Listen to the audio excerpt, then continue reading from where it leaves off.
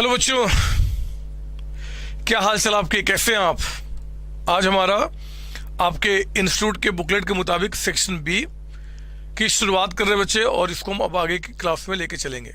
Section B में आपका जो चैप्टर है उसका नाम है बिजनेस कॉम्बिनेशन एंड रीस्ट्रक्चरिंग। इसमें एक्चुअली दो बातें की गई है, बिजनेस कॉम्बिनेशन एंड रीस्ट्रक्चरिंग। मतलब अब रीस्ट्रक्चरिंग क्या होता है अभी बताऊंगा, आपको ज्यादा समझ में नहीं आएगा, बट ये पूरा का पूरा डिस्कशन हम इसके अंदर में करेंगे।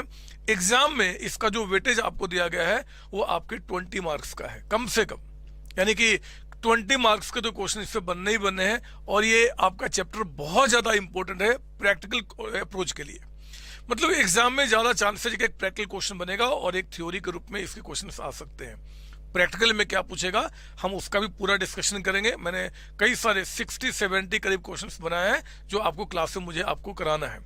इसके साथ साथ इसकी थ्योरी क्या होगी हम उसका भी प्रॉपर डिस्कशन करेंगे। ये विश्वास रखना, पूरी क्लास को अगर आपने ठीक से पढ़ा हुआ है तो एग्जाम में जो भी क्वेश्चंस आएंगे वो इनसे ही कवर्ड होंगे, इस बात की गारंटी है। आपके इंस्टीट्यूट के स्टडी मटेरियल के जितने सारे क्वेश्चंस हैं उन सबको मैंने यहाँ पे कवर किया हुआ है। वही नहीं, और भी कुछ अगर बन सकता है, एग्जामिनर और भी कुछ सोच सकता है, उनको भी मैंने यहाँ पे इनकॉर्पोरेट किया हुआ है। आपके इंस्टीट्यूट के स्टडी मटेरियल में लिमिटेड क्वेश्चंस हैं, उतने क्वेश्चन से काम नहीं चलता, तो मैंने उनको प्रॉपर तरीके से यहाँ पे इनकॉर्पोरेट किया हुआ है और आपको अच्छा लगेगा पढ़ाई करते समय, ठीक है ना।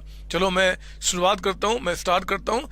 आज पहले हम लोग क्या करेंगे, इस बिजनेस कॉम्बिनेशन एंड रीस्ट्रक्चरिंग में मैं एंड रीस्ट्रक्चरिंग को हटा देता हूँ, हमारा डिस्कशन इसका अलग से होगा। आज का जो डिस्कशन हमारा मेरे बच्चे वो है बिजनेस कॉम्बिनेशन को लेकर, ठीक है। तो हम शुरुआत करते हैं बिजनेस कॉम्बिनेशन, इंडेक्स 103। हेलो बच्चों, कैसे हैं आप, क्या हालचाल आपके। देखो आज बिजनेस कॉम्बिनेशन इंडेक्स 103 का हम प्रॉपर डिस्कशन करने वाले हैं। मैंने कुछ बोर्ड पे लिखा हुआ है, अभी आपको नहीं लिखना। इस इंडेक्स 103 यानी कि बिजनेस कॉम्बिनेशन को स्टडी करने के हमारे पास कुछ स्टेप्स होंगे। मैंने आपको बताना है कि पहले हम लोग क्या करेंगे जी, इसकी जो थ्योरी है उसको हम प्रैक्टिकली समझने की कोशिश करेंगे। 60-70 लगभग क्वेश्चंस मैंने बनाए हुए हैं, उनको हम प्रॉपर तरीके से क्लास में प्रैक्टिस करेंगे और चैप्टर में बहुत अच्छी तरीके से मास्टरी। जब तक ये इंडेक्स 103 मेरे साथ चलेगा, आपके दिमाग में इफ और ना आए, कई सारी बातें डिफरेंट इंडेक्स से जुड़ी हुई है, तो मैं उसका लिमिटेड डिस्कशन यहाँ पे करूंगा, लेकिन बात आपको 100% समझ में आएगी, ठीक है। तो शुरू करता हूं आपका बिजनेस कॉम्बिनेशन इंडेक्स 103। सर ये क्या बोलता है, मैं इसको पहले नोट डाउन कर लूं ना मेरे बच्चे, अभी आपको नोट डाउन नहीं करना, पहले इसको बहुत सिंपल लैंग्वेज में मेरे साथ समझिए, उसके बाद हम इसके बारे में समझेंगे। देखो मैं आपको बताऊं, एक कंपनी है ए लिमिटेड, ध्यान से मेरी बात सुनना। एक कंपनी है ए लिमिटेड, एक कंपनी है बी लिमिटेड, एक कंपनी बी लिमिटेड। इन दोनों ने सोचा कि यार मैं अलग काम कर रही हूं, आप अलग काम कर रहे हो, आओ हम बिजनेस को कंबाइन कर लें, बिजनेस कंबाइन कर लें और एक नया नाम से हम लोग बिजनेस करना शुरू करें। मतलब दो कंपनी अलग अलग काम कर रही थी, एक का काम अलग था, दूसरे का काम अलग था।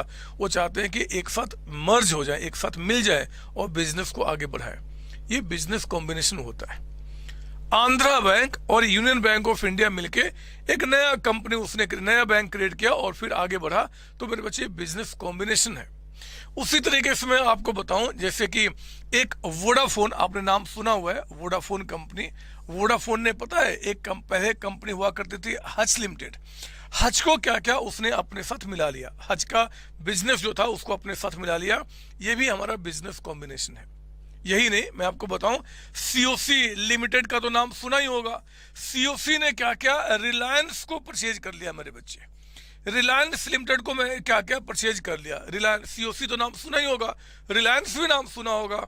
सीओसी ने क्या क्या रिलायंस को परचेज कर लिया, ये भी बिजनेस कॉम्बिनेशन है।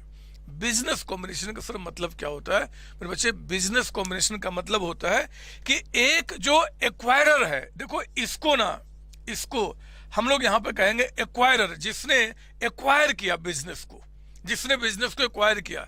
यहाँ पे इसको क्या बोलेंगे जी, हम कहेंगे ये एक्वायरर है, मतलब जिसने बिजनेस को लिया। और यहाँ देखा जाए ना तो ये दोनों ने मिलकर ये नई कंपनी बनी ना बच्चे, तो हम इसको कहेंगे कि ये एक्वायरर है। एक्वायरर का मतलब कि जो बिजनेस परचेज करेगा, है ना।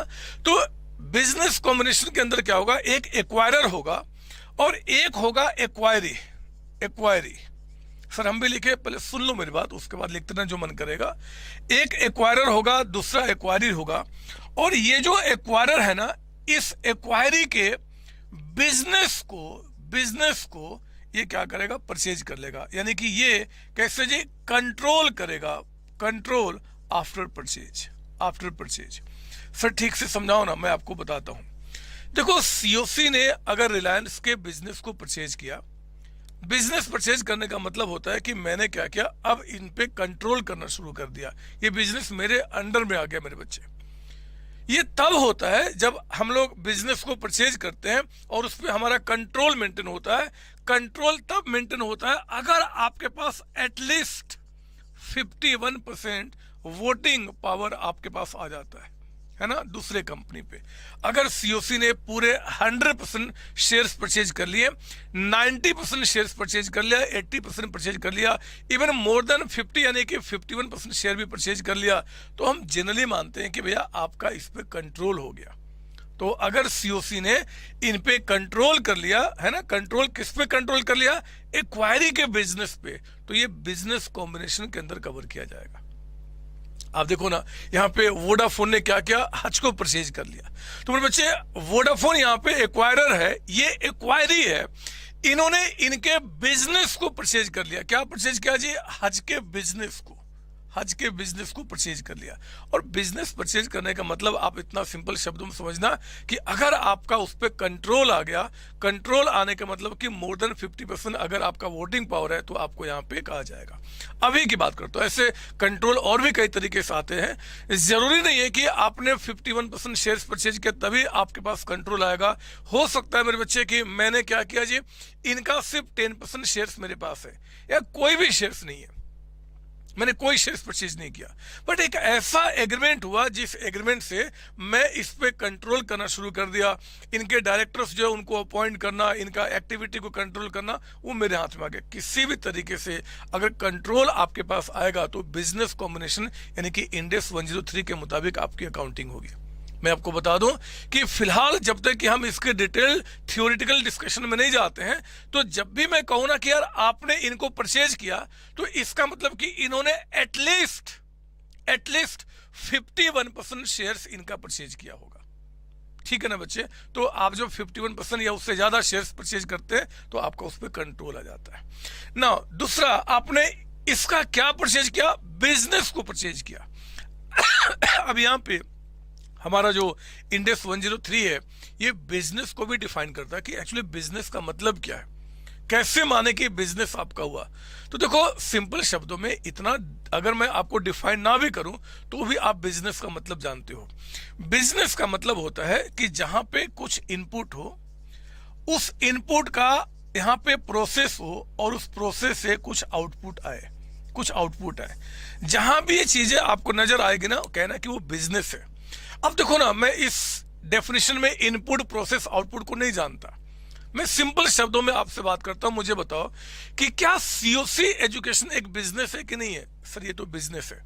तो अगर कोई सीओसी एजुकेशन को परचेज करता है, क्योंकि यहाँ पे पता क्या है, यहाँ पे आपका इनपुट है, कई सारे यहाँ पे क्लासेस रिकॉर्ड होते हैं, कई सारे यहाँ पे लोग उसको चैनलाइज करते हैं, उनका प्रोसेसिंग होता है। आपका रिकॉर्ड करने के बाद फिर हमें एडवर्टीजमेंट करना है, मार्केटिंग करना है, इनक्रिप्ट करना क्लास को सॉफ्टवेयर वाले से, कई सारे काम होते हैं, और अल्टीमेटली फिर आउटपुट यानी कि प्रोडक्ट आपके पास पहुंचता है। एक बिजनेस है मेरे बच्चे। किसी भी बिजनेस में होने के लिए इनपुट, आउटपुट और प्रोसेस होना जरूरी है। अगर मैं रिलायंस कंपनी की बात करूं, वो भी क्या एक बिजनेस कर रहे हैं, वहां भी एक प्रोसेस चल रहा है। या तो प्रोसेस आपका गुड्स डिलीवर्ड करने का होगा, गुड्स बनाने का, या फिर सर्विसेज का, बट आप प्रोडक्शन तो कर रहे हो, आप प्रोसेस तो कर रहे हो, एक बिजनेस तो आपका है। अगर मान लो एक बंदा जो इस कैलकुलेटर को बनाता है, वो क्या करता है जी, इसके लिए इनपुट लेता है रॉ मटेरियल, फिर इसको प्रोसेस करता है, यानी कि उसको आपका डिफरेंट प्रोडक्शन प्रोसेस में आपका पास ऑन करता है, कई सारे इस पे काम करता है, मार्केटिंग करना, इसका एडमिनिस्ट्रेशन करना, फाइनेंस के लिए पैसा इकट्ठा करना, बहुत सारी बातें होंगी, और अल्टीमेटली आउटपुट यानी कि इस प्रोडक्ट को बना के मार्केट में बेचता है। कोई भी आदमी अगर ऐसा काम करता है यानी कि वो बिजनेस कर रहा है, और ऐसे बिजनेस को एक्वायर करना, आप यहाँ पे इंडेक्स 103 के मुताबिक उसका अकाउंटिंग करेंगे। पता है ये मैं क्यों समझा रहा हूं, क्योंकि इंडेक्स 103 एक एग्जांपल आपको देता है, मैं आपको समझाऊं। वो कहता है कि देखो जी, आपने क्या किया, मतलब सीओसी ने क्या किया, एक कंपनी थी ए लिमिटेड, बहुत ध्यान से मेरी बात सुनना। सीओसी ने क्या किया, ए लिमिटेड कंपनी का एक यहाँ पे इनके पास एक मशीन पड़ा हुआ था, एक मशीन था जी, और एक बिल्डिंग था, मतलब एक बिल्डिंग था, उसमें उनका मशीन पड़ा हुआ था। उसको क्या क्या इन्होंने परचेज कर लिया। जरा बताओ कि क्या इस पे इंडेक्स 103 अप्लाई होगा? हमें समझना पड़ेगा कि क्या आप किसी के बिल्डिंग को या मशीन को परचेज करके, या बिल्डिंग मशीन परचेज करके, क्या वो ये प्रोसेस चल रहा है आपका? क्या आपने जो परचेज किया वो एक बिल्डिंग परचेज किया, मशीन परचेज किया, बिजनेस परचेज किया?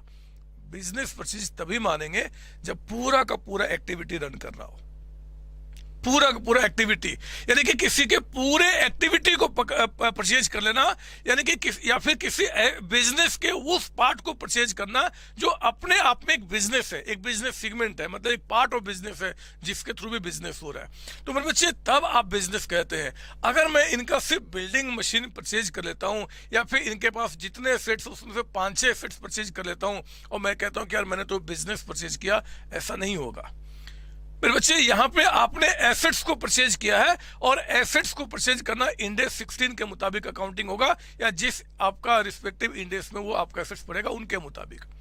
यहां पे इंडेक्स 103 ने बहुत साफ साफ कहा है कि बिजनेस का परचेज होना चाहिए।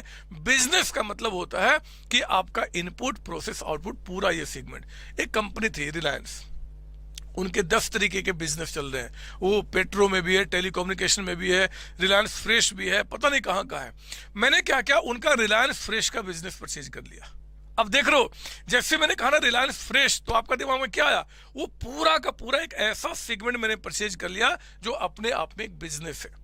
मैंने ये नहीं कहा कि रिलायंस फ्रेश का मैंने शोरूम परचेज कर लिया, या फिर मैंने उनका वो बिल्डिंग परचेज कर लिया जहां पे उनका शोरूम, ऐसा मैंने नहीं कहा। एक पूरे बिजनेस सेगमेंट को मैंने परचेज किया।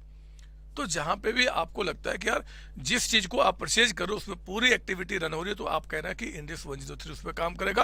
अदरवाइज जो रिस्पेक्टिव उस पर इंडेक्स होगा उस पर काम, उसके मुताबिक काम किया जाएगा। ठीक है, देखो जरा, यहाँ पे उन्होंने बिजनेस वर्ड को उन्होंने अच्छा डिफाइन किया। मैंने लिखा आपके लिए कि मीनिंग ऑफ बिजनेस का मतलब an integrated set of activities.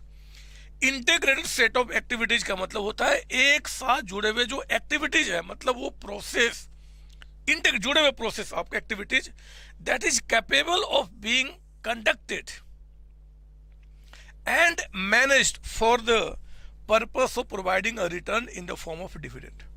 वो इस तरीके से मैनेज किया जा रहा है, इस तरीके से कंडक्ट किया जा रहा है कि उससे प्रॉफिट आ रहा है। डिविडेंड का मतलब क्या? प्रॉफिट निकल के आ रहा है, जो हम प्रॉफिट यानी कि डिविडेंड हम अपने शेयर होल्डर्स को दे रहे हैं। तो एक बिजनेस है जिससे कि आपका डिविडेंड यहाँ पे निकल के आ रहा है। और सबसे बड़ी बात यहाँ ध्यान रखना, यहाँ पे एक वर्ड था, शायद आपने गौर नहीं किया, कि that is capable of being conducted. Capable का मतलब कि नॉट नेसेसरी कि उससे प्रॉफिट आ रहा हो। मैं ये नहीं कहता कि प्रॉफिट आ रहा हो, इवन दो अगर वो कंपनी लॉस मेकिंग है, बट हाँ एक बिजनेस दिख रहा है जो कैपेबल है प्रॉफिट को अर्न करने के लिए, तो फिर आप उसको क्या करेंगे? बिजनेस के डेफिनेशन में लेकर आएंगे। एग्जाम में क्वेश्चन आ गया, एक कंपनी लॉस मेकिंग कंपनी है, आपने उसको परचेज किया, क्या वो आपका इंडेक्स 3 के मुताबिक अकाउंटिंग होगा? आपने कहना है कि हाँ, अगर वो बिजनेस के डेफिनेशन में कवर हो रहा है, इनपुट, प्रोसेस, आउटपुट, तो वो कैपेबल है ऑफ आपका गिविंग द रिटर्न, रिटर्न देने के लिए कैपेबल है, हम उसको बिजनेस के डेफिनेशन में लेकर आएंगे। इवन दो प्रॉफिट मेकिंग हो या लॉस मेकिंग, उससे फर्क नहीं पड़ता। यही नहीं, सिर्फ प्रॉफिट की बात नहीं है, अगर कोई ऐसे एक्टिविटी को मैं परचेज कर रहा हूं जो मेरे कॉस्ट रिडक्शन में काम करेगा, मेरे बच्चे, कॉस्ट रिडक्शन में, जैसे कि मैं मान लो बना रहा हूं, सपोज दैट आपका ये बना रहा हूं मैं कैलकुलेटर बनाता हूं।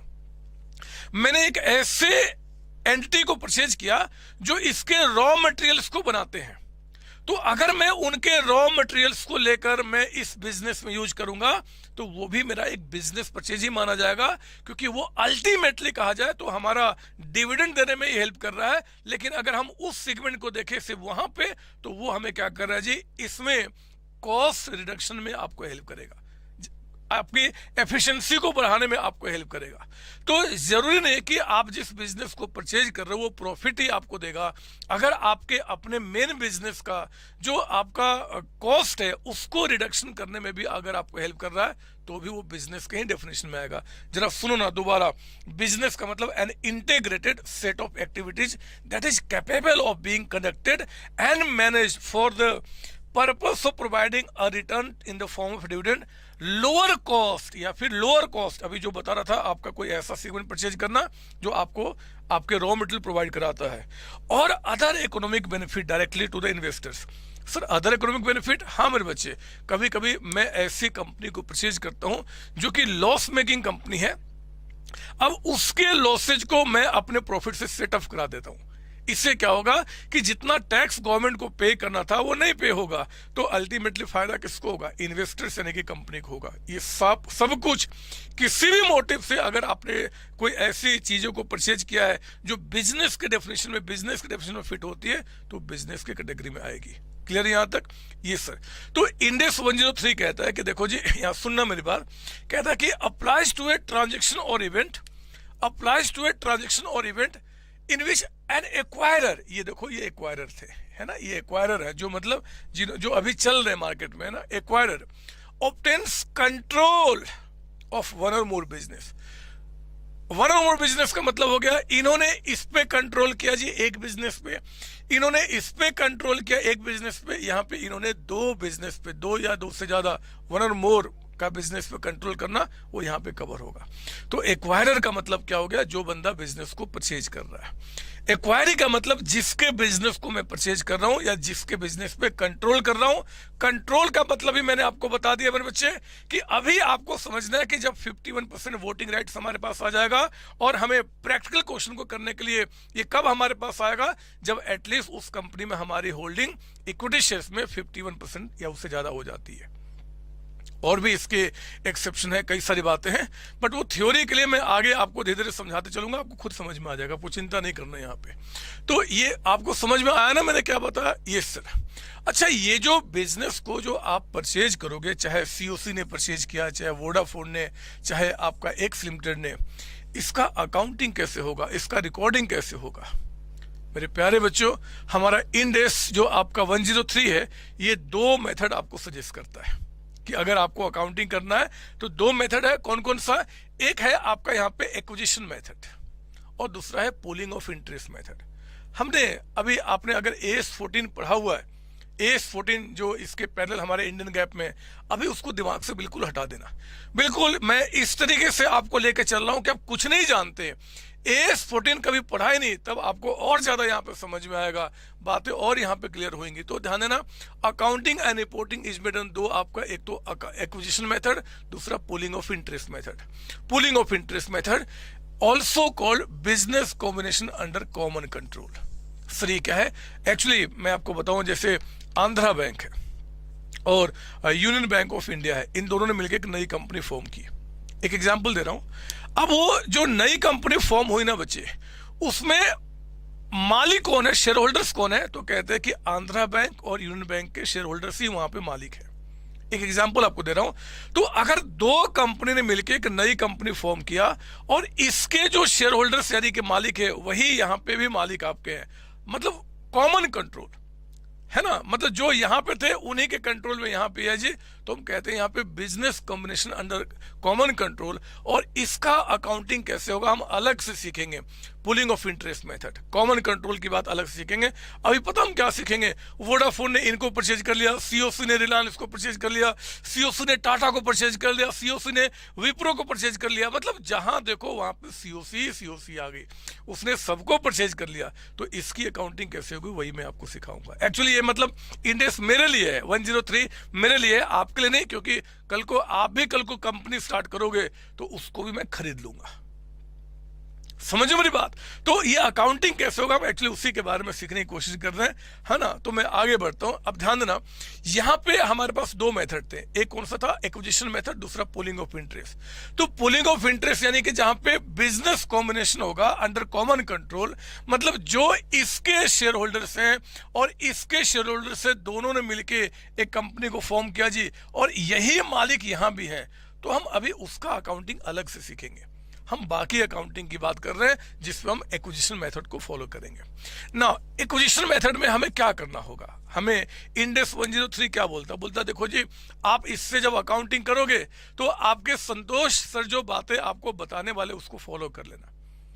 तो इंडेक्स 103 से आपने पूछ दिया कि बताओ ना कौन सी बातें संतोष सर बताने वाले हैं, वो मैं बोलता हूं मेरे बच्चे ये क्या बोलता है। यहां पे अब देखो तो मैंने 5 स्टेप्स आपको बनाए हुए हैं, 1 2 3 4 5 स्टेप्स नहीं है, मतलब ये 5 चीजें आपको देखनी होगी। पहला है कि आइडेंटिफाई करो एक्वायरर कौन है। अब मैं आपको समझा चुका हूं, एक्वायरर का मतलब होता है हु कंट्रोल्स द एक्वायरिज बिजनेस, जो कंट्रोल करता है। यहां पे कौन कंट्रोल कर रहा है, सीओसी कर रहा है जी इनके ऊपर में। यहां पे वोडाफोन इन पे कंट्रोल कर रहा है, यहां पे देखो तो ये कंपनी इस पे कंट्रोल कर रही है। बात सुना रही है? अरे ये केस आपका एक्विजिशन मेथड में भी आ सकता है। हो सकता है कि ये दोनों कंपनी मिल गए लेकिन इनके जो शेयर होल्डर्स है वो यहां नहीं मिले। आएगी बातें, मैं आपको दिखाऊंगा, लेकिन केसेस सब जगह पॉसिबल आपका है। मैं तो कह रहा हूं यहां पे कि पहले आप क्या करो, एक्विजिशन मेथड को फॉलो करने के लिए फर्स्टली आइडेंटिफाई करो एक्वायरर कौन है।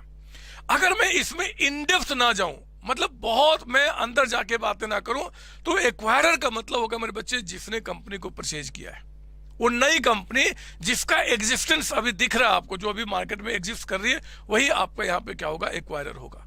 और भी अगर लेमन लैंग्वेज में बात करूं मैं, सिंपल शब्दों में, तो जिसने किसी कंपनी को परचेज किया होगा और उसके बदले में पेमेंट किया होगा। और सिंपल शब्दों में आओ तो अगर मैंने किसी को कुछ पे किया तो मैं परचेजर हूं। अरे मैंने किसी को 10 रुपए दिए तो इसका मतलब क्या, मैं परचेजर हूं, मैं एक्वायरर हूं। तो जो भी बंदा पेमेंट करेगा, जो बंदा पेमेंट करेगा किस चीज का, परचेज कंसिडरेशन का। लो एक वर्ड मैंने आपको बोला, क्या बोला मुझे, परचेज कंसिडरेशन। परचेज कंसिडरेशन का मतलब होता है कि अगर मान लो सीओसी ने अगर परचेज किया रिलायंस को, तो बच्चे सीओसी ने रिलायंस को कुछ पेमेंट किया होगा ना, फ्री में तो कंपनी नहीं मिल गई होगी, नहीं सब फ्री में नहीं मिली होगी, तो जो भी कुछ पे किया उसको हम परचेज कंसिडरेशन बोलेंगे। एक्वायरर कौन होता है जी, who controls the acquired business या who makes payment on behalf of purchasing the business. अभी आप इतना ही समझे। तो एक्वायरर को आप पहले आइडेंटिफाई करें, entity that obtains control of business, जो बिजनेस पे कंट्रोल ऑब्टेन करती है। जरा बताओ यहां किसने ऑब्टेन किया, सीओसी ने, यहां किसने ऑब्टेन किया, वोडाफोन ने, यहां किसने ऑब्टेन किया, एक्स लिमिटेड ने। तो ये एक्वायरर होंगे, इनको हम एक्वायरर करेंगे। ये एक्वायरर का जो डेफिनेशन है ना, वो एज पर इंडेक्स 110 में दिया गया है। पढ़ेंगे हम आपका कंसोलिडेशन के बारे में, इंडेक्स 110, वहां से डेफिनेशन उठा कर लेकर आ गए बच्चे। तो वहां पे भी वो इंडेक्स 110 जब बढ़ेगा ना, 110, वो इस इंडेक्स से थोड़ा वो जुड़ा हुआ है, बट अभी मैं बिल्कुल उसको अलग करते हुए चल रहा हूं, वहां पे उस मजे को देखेंगे। यहां तो फिलहाल 103 की बात कर रहे हैं। मैंने कहा कि इंडेक्स 103 के अंदर में एक्वायरर कौन होगा, एक्वायरर, इसका डेफिनेशन कहां दिया हुआ है, इंडेक्स 110 में। इंडेक्स 110 में जब जाएंगे और पता करें कि आखिर एक्वायरर कौन है, तो वो कहता है भैया who acquires the business, who controls the business of acquiree, जो बिजनेस को कंट्रोल करता है। और कंट्रोल हम कब बोलेंगे, जब you are holding more than 50% shares. More than 50% का मतलब 51% या उससे ज्यादा शेयर्स। क्लियर यहां तक? Yes sir. तो ये आपका होगा जी, यहां पे पहले आपको एक्वायरर को यहां पे आइडेंटिफाई करना पड़ेगा। इसके बाद आपको डिटरमाइन द एक्विजिशन डेट। ठीक है, ये हमारा एक्वायरर है, इसने इसको एक्वायर किया, लेकिन जो ये आपका जो कंट्रोल हुआ, जो बिजनेस परचेज हुआ, उसका डेट क्या मानो, कब से मानो कि आपने इनको एक्वायर किया है, वो डेट क्या होगा। मेरे बच्चे अगर फिर से सिंपल शब्दों में बात करूं, तो जिस दिन पे आपके हाथ में कंट्रोल आया होगा ना, जिस दिन में, माफ कीजिए, आपके हाथ में कंट्रोल आया होगा लीगली, रिटर्न मतलब आपका पेपर के थ्रू कि हाँ भैया अब मैं इस पे कंट्रोल कर रहा हूं, तो बोलते हैं कि भैया ये मेरा क्या है जी, हम इसको डेट ऑफ कंट्रोल मानेंगे। सर ये डेट ऑफ कंट्रोल जानने से क्या फायदा है फायदा, मैं अभी आगे बताऊंगा। फिलहाल मैंने क्या बोला जी, एक्विजिशन मेथड को अप्लाई करने के लिए पहले आपको देखना है कि एक्वायरर कौन है। Once you know the name of that acquirer, then you have to find out the date on which the acquisition has been made, मतलब date from which the control has been made on that acquiree, कब से मैंने उसको control करना शुरू किया, acquisition date क्या आपका होगा। तो कहते हैं एक्विजिशन डेट का मतलब कि जिस दिन आपका पावर आ गया इनको कंट्रोल करने का। सर वो पावर कब आता है, क्या हमने जब एग्रीमेंट किया तब, जब हमने पेमेंट किया तब, अगर पेमेंट पार्ट में कर रहा फिर क्या होगा, अगर मान लो कि कुछ एसेट्स आज आ गए, कुछ एसेट्स बाद में अभी आने वाले हैं, कुछ अभी एग्रीमेंट, बहुत सारी बातें हो सकती है। तो मैंने कहा सिंपल शब्दों में, जिस दिन पे आपने इस पे कंट्रोल करना शुरू कर दिया। कंट्रोल करना एक्चुअली कंपनी पे तब होता है जब इनके जो बोर्ड ऑफ डायरेक्टर्स है ना बच्चे, बोर्ड ऑफ डायरेक्टर्स, उन पे आपका कमांड आ जाता है। जब इनका बोर्ड ऑफ डायरेक्टर्स यानी कि जो इनकी मैनेजमेंट है, उस मैनेजमेंट पे जिस दिन से आप कंट्रोल करना शुरू कर दोगे, आपके थ्रू काम होना शुरू हो जाएगा, उसी दिन से हम डेट ऑफ कंट्रोल मानते हैं। इसको मैंने समझाने के लिए आपके बुकलेट में क्वेश्चन रेडी किया हुआ है।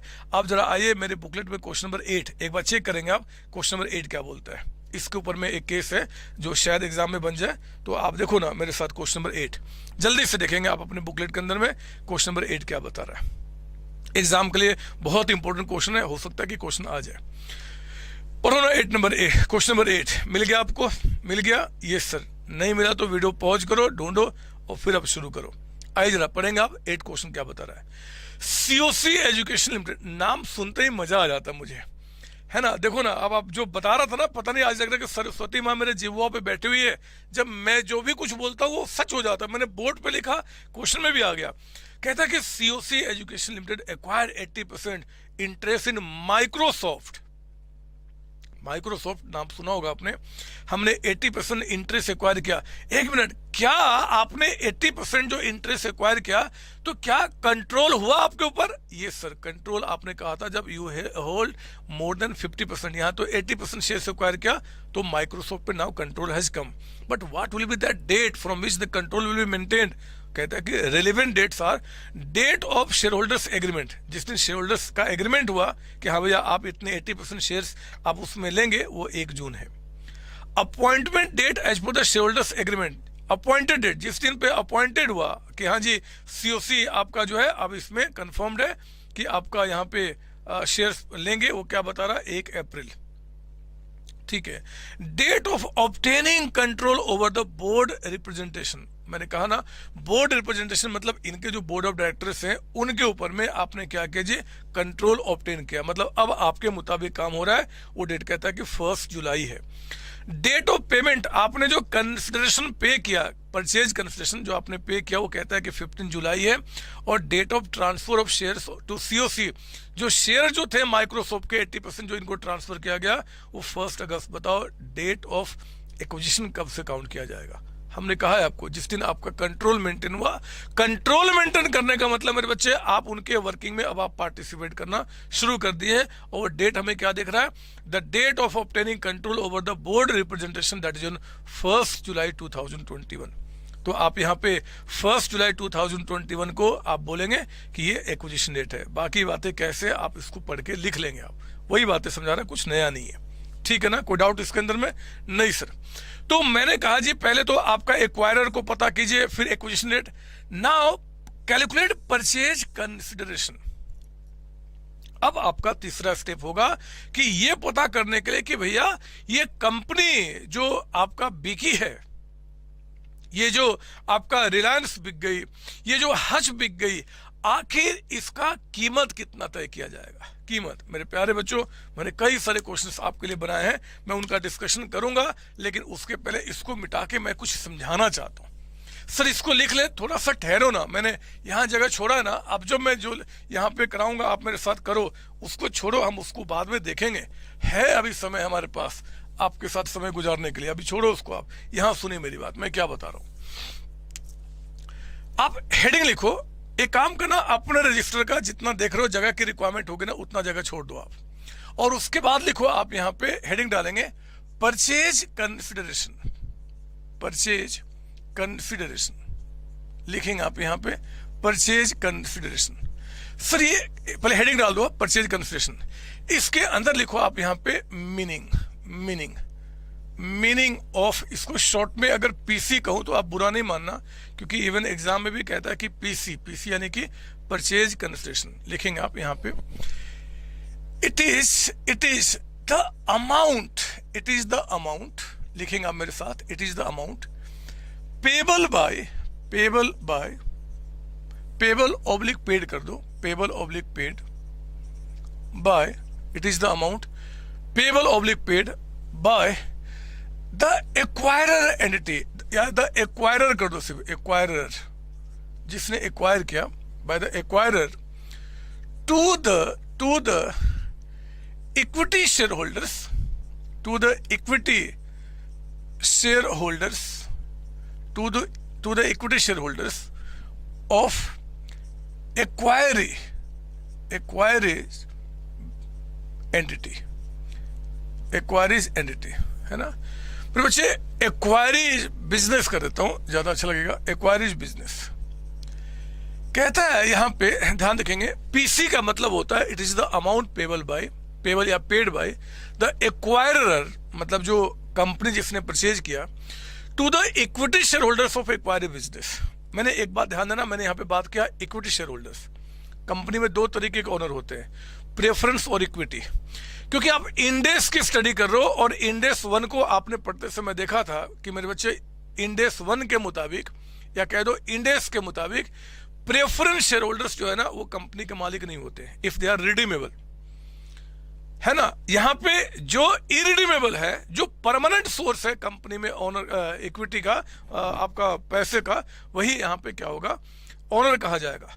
तो परमानेंट सोर्स यहां पे कौन हुआ, इक्विटी हुआ। इसलिए ध्यान रखना हमेशा amount payable by the acquirer, मतलब जो नई कंपनी ने जिसने परचेज किया, एक्वायरर का मतलब मैं यहां बता दूं, क्या लिख दो यहां ब्रैकेट में, सीओसी, हमारे एग्जांपल के मुताबिक।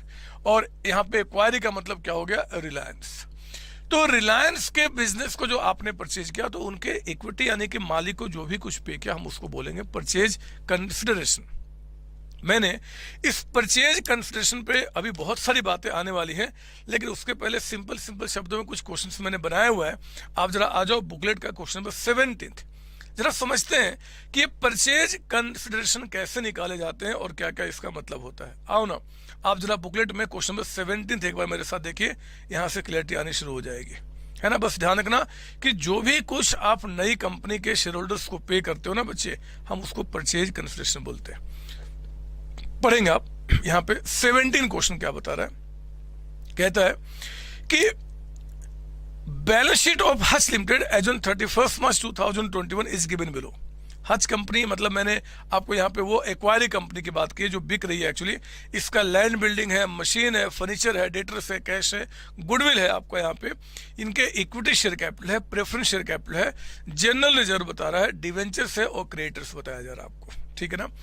Business of Hutch limited was absorb by Vodafone limited. कहता है कि फेयर वैल्यू ऑफ एसेट्स, कीजिए अंडरलाइन फेयर वैल्यू। आप करेंगे यहाँ पर अंडरलाइन फेयर वैल्यू। पता है क्या है मेरे बच्चे, मैं इसे समझाऊंगा आपको। जब हम पीसी निकालते हैं ना, पीसी, तो पीसी निकालने के हमारे पास जो तरीके हैं, इसमें क्या है कि अगर मुझे पता करना है कि सीओसी रिलायंस के इक्विटी वालों को कितना पे करेगा, तो पता है क्या करेंगे, मैं इनके बिजनेस को वैल्यू करूंगा कुछ इस तरीके से। कहते हैं पीसी इज इक्वल टू क्या, कहते हैं कि all assets taken over by acquirer at fair value. अब ये फेयर वैल्यू क्या होता है, हम लोगों ने थोड़ा बहुत इसके बारे में जानते हैं। फेयर वैल्यू का मतलब होता है कि मोस्ट एडवांटेजियस मार्केट के अंदर में आप इस प्रोडक्ट को जितने में बेच सकते हो, है ना बच्चे। हमने इसका डिस्कशन पहले भी इंडेक्स 1 में, इंडेक्स 2 में कई जगह हम लोगों ने किया हुआ है। तो कहते हैं कि पीसी जब हम निकालेंगे कि यार मैं इनके इक्विटी वालों को कितना पे करूं, तो इस कंपनी के जितने भी आपके एसेट्स हैं ना, उनकी आज पता कर लेना फेयर वैल्यू कितनी है। इसमें से आप क्या करना, लेस कर देना। अगर मान लो आपके एसेट्स, सपोज दैट मैं लिख रहा हूं, आप मत लिखना, 50 लाख रुपीज के, मान लो आपके एसेट्स की फेयर वैल्यू 50 लाख रुपीज है, लेस आप इसमें से ऑल लायबिलिटीज, नो डाउट कि including claim of preference share holder, वो भी हमारे लायबिलिटीज है मेरे बच्चे, इस बात को ध्यान रखना। तो पीसी क्या होगा, जितने भी एसेट्स हैं टेकन बाय एक्वायरर है ना, at fair value less all liabilities आपका including claim of preference holders taken over by acquirer at fair value. मतलब जो लायबिलिटीज का आज का पेबल अमाउंट होगा हम उसको माइनस करेंगे और फिर जो अमाउंट आएगा हम उसी को कह देंगे आपका पीसी है। ये बहुत सिंपल सी बात है, ये कोई मतलब ऐसी बात नहीं कि इतने बड़े बच्चों को ज्यादा समझाऊं। रिलायंस कंपनी को मान लो परचेज किया, तो मैं क्या करूंगा, उनके जितने सारे एसेट्स हैं उनको मैं क्या करूंगा जी, वैल्यू करूंगा। बिजनेस के अंदर में उनके जितने सारे एसेट्स को उनको मैं वैल्यू करूंगा। तो जितने भी एसेट्स उनके हैं उनको वैल्यू किया गया इतने पे, आज उसके फेयर वैल्यू इतनी है ना बच्चे। उसके बाद अगर मैं उनके बिजनेस को ले रहा हूं, उनका एसेट्स लूंगा, लायबिलिटी भी लूंगा। तो अगर आपका एसेट्स इतने का है, इसमें से जितना पैसा मुझे लायबिलिटी वालों को पे करना वो थोड़े आपको इक्विटी वालों को दूंगा। तो उसमें से लायबिलिटी वालों का क्लेम माइनस करके जो अमाउंट बचेगा वही हम क्या करेंगे जी, इक्विटी वालों को पे करेंगे। पीसी का मतलब क्या हुआ, ये पीसी का मतलब ये अमाउंट पेबल टू, जो हमें पे करना होगा, payable to equity share holders of acquiree मतलब जिसके बिजनेस को परचेज कर लिया, वो एक्वायरी के इक्विटी शेयर होल्डर्स को जो पे किया जाएगा उसी को हम क्या बोलेंगे, आपका पीसी कहेंगे। कोई डाउट इसके अंदर में? नहीं सर। तो पीसी निकाला, इट्स वेरी सिंपल। आपका मैंने क्वेश्चन बनाया हुआ है, आओ एक बार चेक कर लेते हैं क्या निकल के आता है जी आपका। यहाँ पे चेक करेंगे आप, यहाँ पे 17 क्वेश्चन देख रहे हैं आप। सर मान लो आपका क्या जरूरी है कि नई कंपनी आपके बिजनेस के सारे फिट्स को लेकर जाएगी? जरूरी नहीं है। लिख लो नोट, यहाँ पे लिख लो नोट लिखेंगे यहाँ पे, note number 1, unless otherwise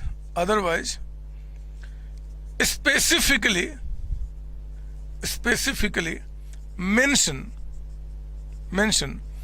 we assume that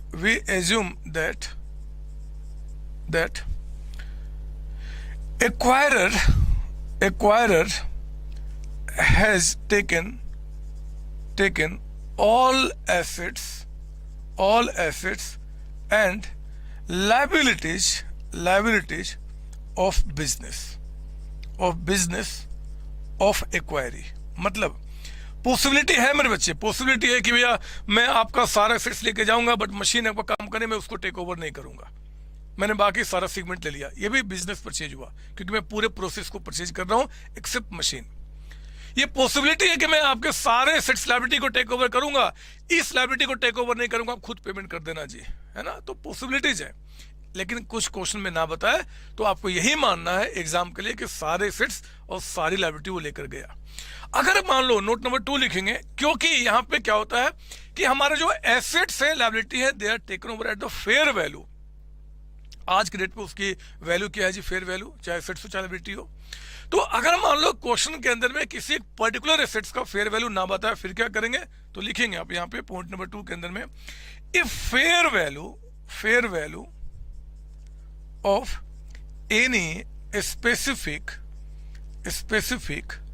asset oblique liability is not given in question अगर ना दे, comma we assume they are equal to its book value। ये प्रैक्टिकल क्वेश्चंस जो आएंगे उसके लिए समझाया जा रहा है। ऐसे रियल लाइफ में तो ऑब्वियस बात है, एग्रीमेंट जब होगा तो कौन सी चीज कितने पे एग्रीमेंट की गई है, किसका कितना फेयर वैल्यू, तो आपको पता रहेगा ही रहेगा। लेकिन मेरे बच्चे प्रैक्टिकल क्वेश्चन जो एग्जाम में आते हैं उनके लिए मैं आपको बातें समझा रहा हूँ। आओ ना एक बार 17 क्वेश्चन का फटाफट हम यहाँ पे क्या करें, आपका सोल्यूशन करके देखिए पीसी क्या होता है। मैं एक्चुअली पता क्या चाहता हूँ, मैं अभी इसको नहीं मिटाऊंगा, मैं ना इसको सिर्फ मिटाऊंगा। मुझे एक्चुअली यहां पे लिखना, क्योंकि अभी इसमें मुझे कुछ समझाना है मेरे बच्चे। परचेज कंसिडरेशन एग्जाम में निकालने के लिए आ जाए हमारे स्टेप नंबर 3 के अंदर में, तो वो कैसे निकलेगा वो बातें मैं आपको समझा रहा हूं। तो अभी मैं ये नोट अब हटाऊंगा, अगर लिख लिया तो अच्छी बात, नहीं लिखा तो वीडियो को पॉज करके आप इसको क्या करें, लिख ले आप, ठीक है ना। और मैं अब आपको यहाँ पे कुछ बताना चाहता हूँ।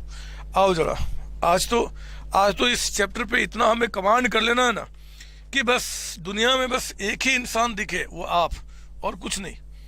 या तो ये क्वेश्चन बाकी लोगों को मार देगा या फिर कोरोना बाकी लोगों को मार देगा, बट आपको कुछ नहीं होने वाला। ये कोरोना या कुछ भी दुनिया में कुछ भी कर दे, आप पे असर नहीं कर सकता आज की क्लास को समझने के बाद, ठीक है ना। तो आओ जरा मैं आपको बताऊं, यहाँ पे मैं आपको बताऊं, आप लिखेंगे यहाँ पे सॉल्यूशन कर रहे हैं क्वेश्चन नंबर 17 का बुकलेट का। कहता है कि नीचे में fair value of assets were under land, building, machine, goodwill, और कहता है कि fair value of liability were taken over at book value. क्यों बताया तुमने? अरे क्यों बताया? वो कहता है कि लायबिलिटी का जो फेयर वैल्यू होगा वो जो बुक में वही मान लो, ना बोलते तो भी मैं बुक में ही मानता। नोट नंबर लिखाया था मैंने 2 आपको, बट एनीवे कोई बात नहीं। कहता है कैलकुलेट पीसी, परचेज कंसिडरेशन। चलो ना मैं निकालता हूं, लिखो यहाँ पे computation of purchase consideration, purchase consideration. हम कैसे ये पीसी निकालेंगे उनके बारे में बात करते हैं, ठीक है ना। तो देखो आप क्या करना, एक तो एसेट्स जो है, assets of acquiree taken assets of acquiree taken at fair value हम यहां पे कंसीडर करेंगे। एक्वायरी के जिन एसेट्स को हमने टेक ओवर किया उनकी फेयर वैल्यू, क्योंकि क्वेश्चन ने कहीं मेंशन नहीं किया कि आप क्या लोगे क्या नहीं लोगे, मतलब सारे एसेट्स सारी लायबिलिटी। तो बताओ ना कौन कौन से नाम दिख रहे हैं आपको? Land, building. आप मुझे बताइए बैलेंस शीट में लैंड बिल्डिंग जो है वो आपका 5 लाख का था, लेकिन आज उसकी फेयर वैल्यू पॉइंट नंबर 1 के मुताबिक कितना बता रहा? 7 लाख। तो ठीक है, हम आपके एसेट्स को 7 लाख में टेक ओवर कर लेंगे, कोई डाउट इसमें नहीं सर। फिर कहता है कि बैलेंस शीट में आपका मशीन जो 2 लाख का था, आज उसकी वैल्यू कहता है 150 है, मतलब फेयर वैल्यू कम हो गया। तो ठीक है, कोई बात नहीं, अरे बढ़ गया तो बढ़ गया, घट गया तो घट गया, क्या फर्क पड़ता है, ये 150 का अमाउंट हमने ले लिया। फर्नीचर बैलेंस शीट में 3 लाख का है, यहां नीचे में आपको कुछ नहीं बता रहा है, तो मैं ये मानूंगा कि ये फर्नीचर का वैल्यू उतना ही है जितना बुक में, यानी कि 3 लाख रुपीज का अमाउंट। सर इसको नील ना मान ले ना मेरे बच्चे ना, आपको इसी एजम्पशन पे क्वेश्चन सॉल्व करना है, ठीक है ना। फर्नीचर हो गया। डेटर्स जो बैलेंस शीट में 4 लाख के थे, नीचे कुछ नहीं बता रहे हैं, तो हम क्या मानेंगे कि डेटर्स भी जो है fair value that is equal to 4 lakh rupees का अमाउंट, ये 4 लाख का अमाउंट हो गया।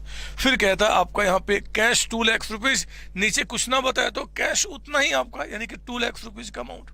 और फिर गुडविल जो बैलेंस शीट में आपकी है, कितने की गुडविल जो बैलेंस शीट में 5 लाख की थी, नीचे कहता है कि आज गुडविल की वैल्यू 8,50,000 है, तो ठीक है उसकी फेयर वैल्यू हमने क्या किया, 8,50,000 ले लिया।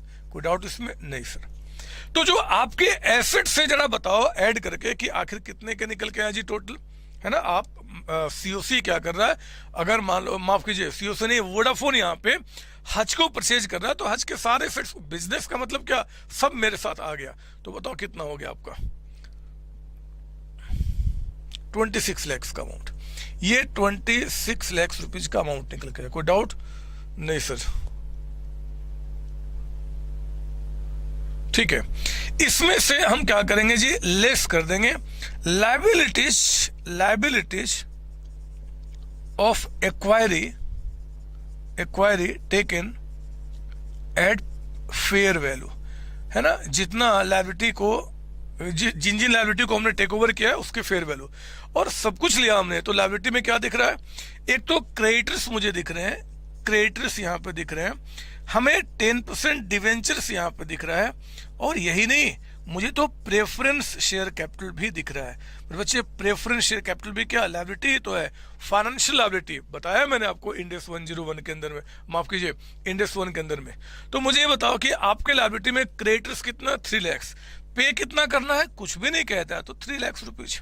डिवेंचर्स जो आपके हैं यहाँ पे बैलेंस शीट में 7 लाख, कुछ ना बताया तो पूरे 7 लाख रुपीज। और वो जो आपके preference share capital balance sheet में है, ये मानते हुए कि दे आर रिडीमेबल, कुछ ना बताया तो हमेशा क्या मानेंगे जी, प्रेफरेंसेस रिडीमेबल है। इरिडीमेबल होगा तो क्वेश्चन पक्का बताएगा, और इरिडीमेबल होगा तो क्या करेंगे, अभी आगे क्वेश्चन मैंने बनाया हुआ है, फिलहाल अभी यहाँ पे आप आइए। प्रेफरेंस शेयर कैपिटल आपका 5,50,000, ये 550 का अमाउंट आपका हो गया। तो मुझे बताओ बाहर कितना, 1550। आपने 15,50,000 का अमाउंट यहाँ पे माइनस किया, तो now you will get the amount of PC. बताओ पीसी कितना, ये 26 लाख रुपीज के अमाउंट में से अगर हम माइनस करते हैं 1550, तो मेरे बच्चे अमाउंट आ जा रहा है 10,50,000 का अमाउंट। शायद हो सकता है फिगर कट रहा हो तो देख लेना, मुझे यहाँ पे नहीं दिख रहा अभी, बट ये 10,50,000 का अमाउंट निकल के आ रहा है।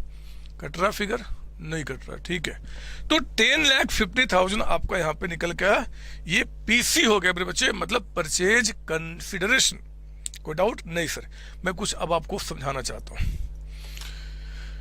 हो सकता है एक दो दिमाग में सवाल आ रहे हो आपके कि सर एक बात बताओ।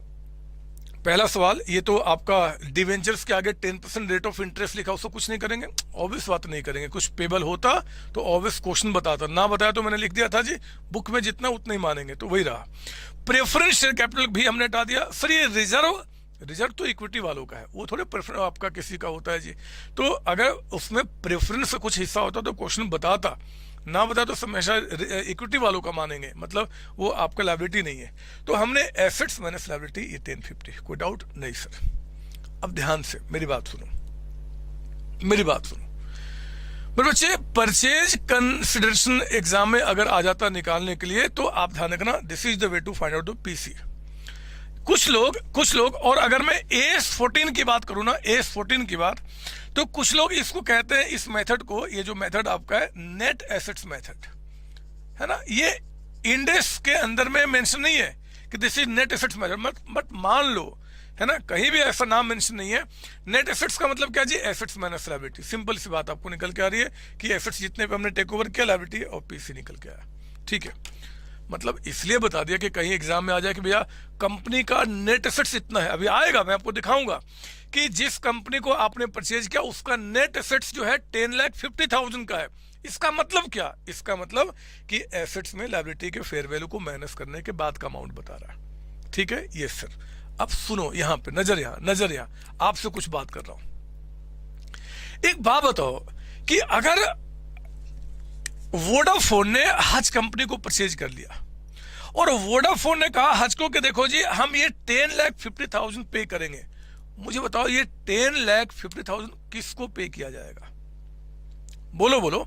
ये 10,50,000 जो अमाउंट है वो वोडाफोन हज कंपनी को देगी ना बच्चे, तो कंपनी के किसको देगी? कॉमन सेंस है, मालिक को। अरे मालिक को। और कंपनी का मालिक कौन होता है? कंपनी का मालिक कौन होता है? Equity share holder. तो इसका मतलब है कि वोडाफोन हज कंपनी के इक्विटी शेयर होल्डर को इतना पेमेंट करेगी फॉर एक्वायरिंग देयर बिजनेस। कोई डाउट इसके अंदर में? नहीं सर। पता मैं क्यों ये आपको नहीं मिटाया था? क्योंकि मैंने लिखा था amount payable to equity share holder of the acquiree. यही वो अमाउंट है जो कि एक्वायरी के इक्विटी शेयर होल्डर को पे किया जाएगा। अरे बोलो ना।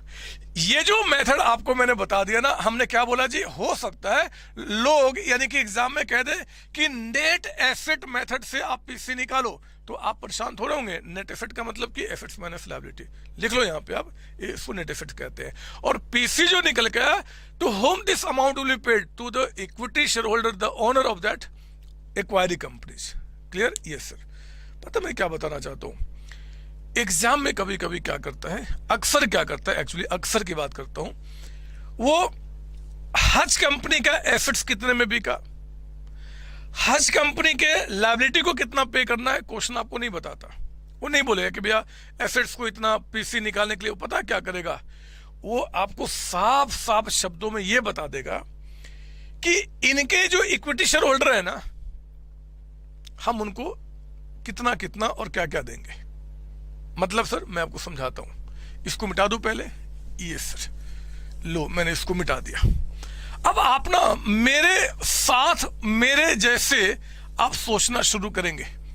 मैं आपको बिल्कुल बेसिक से लेके चल रहा हूं, ये मानते हुए कि आपने आज तक इंडेस 14 को, माफ कीजिए AS14 जो इंडियन गैप का, आपने पढ़ा ही नहीं है मेरे बच्चे। अगर वो दिमाग में ना लेके चलो ना तो फिर काम खराब होगा। और आप में से जितने बच्चे AS14 कभी बचपन में पढ़े होंगे तो वो थोड़े से हो सकता है कि मतलब उनको गुस्सा आ रहा हो कि सर क्या कर रहे हैं, बट गुस्सा नहीं करना है। बहुत अच्छी अच्छी बातें बता रहा हूं, एक बार विश्वास तो करो मेरे ऊपर में। देखो तो मैं क्या बता रहा हूं। ये जो आपका पीसी निकल के आया, मैं लिख रहा हूं, आपने लिखना 10,50,000। कैसे निकल के आया जी? Assets minus liability. कोई डाउट नहीं सर। मुझे बताओ ये किसको दिया जाएगा? ये दिया जाएगा इक्विटी शेयर होल्डर, ये दिया जाएगा इक्विटी शेयर होल्डर ऑफ आपका हज लिमिटेड। हज यानी कि जो एक्वायरी कंपनी है उनके इक्विटी वालों को पे किया जाएगा। कौन देगा? वोडाफोन देगा, वोडाफोन देगा, है ना बच्चे। मुझे बताओ, ये जो पेमेंट किया जाएगा इनको वोडाफोन देगा। वोडाफोन कंपनी यानी कि नई जो कंपनी है, जो एक्वायरर कंपनी है, वो एक्वायरर कंपनी ये 1050 इनको कैसे कैसे दे सकती है, क्या क्या दे सकती है। इमेजिनेशन में आओ ना, आपको अच्छा लगेगा। अगर मान लो मैंने क्या किया है, आपकी कंपनी को परचेज कर लिया, तो आपकी कंपनी को मैं कितना पे करूंगा? 1050। ये 1050 जो मैं आपको पे करूंगा, वो कैसे पे करूंगा बताओ? आपको मैं कैसे कैसे दे सकता हूं? अरे या तो आप मुझसे कैश ले लो, 1050 दे रहा है ना, लो कैश, लो कैश देने को तैयार हूं मैं, यही तो है। या फिर मैं आपको दे सकता हूं अपनी कंपनी का इक्विटी शेयर्स। वोडाफोन ने कहा कि ठीक है जी, हमें आपको 1050 पे करना है, ये लो हमारे कंपनी के शेयर्स 1050 के, ये भी तो हो सकता है। मैं दे सकता हूं अपनी कंपनी के प्रेफरेंस शेयर्स। मैंने कहा कि 1050 देना है, ये लो मैं अपने कंपनी का प्रेफरेंस शेयर्स देता हूं, मैं अपने कंपनी का आपको डिवेंचर देता हूं, अरे कुछ भी दे सकता हूं। मैं कोई स्पेसिफिक एसेट देता हूं, मेरे पास एक प्रॉपर्टी पड़ा था जी, बिल्डिंग पड़ा हुआ था, मशीन पड़ा हुआ था, कुछ भी दे सकता हूं, कुछ भी दे सकता हूं, है ना। तो जो भी मैंने दिया, कैश दिया, इक्विटी शेयर दिया, तो कौन सा? Eight fair value. आज उसकी वैल्यू कितनी है? Preference fair value. सर लिखे नहीं, सुनो तो मेरी बात, ये फेयर वैल्यू, ये फेयर वैल्यू मतलब जो भी कुछ मैंने आपको दिया, जो भी कुछ मैंने आपको दिया, उन सबको आप ऐड कर दो तो भी तो आपका पीसी निकल के आ जाएगा। मतलब सर मैं कहना चाहता हूं कि एग्जाम में हो सकता है कि आपको इस तरीके से बताने के बजाय क्वेश्चन ये बोल दे कि ओल्ड यानी कि जो हज कंपनी की इक्विटी है ना, हज कंपनी की इक्विटी, उनको इन इन चीजों से इतना इतना पेमेंट हुआ। वो कह सकता है कि हमने उनको 3 लाख रुपए कैश दे दिया, कह सकता है कि वोडाफोन ने अपने 2 लाख की इक्विटी शेयर्स दिया, कह सकता है कि वोडाफोन ने 1 लाख के प्रेफरेंस शेयर्स दिया, कह सकता है कि डिवेंचर छोड़ दो, उसने अपना एक बिल्डिंग दिया जी जो कितने का था आपको 450 का, कह सकता है मेरे बच्चे। तो इनको भी ऐड करोगे तो क्या 1050 निकल के आएगा? अगर मैं इसी से लिंक कर रहा हूं तो जितनी वैल्यू आपकी बनेगी उतना ही तो पे करूंगा। मेरे कहने का मतलब कि ऐसा भी क्वेश्चन आ सकता है कि आपके मालिक को कितना पे किया गया। और इन्हीं बात को बताने के लिए मैं आपको लेकर आता हूं क्वेश्चन नंबर 18 के पास।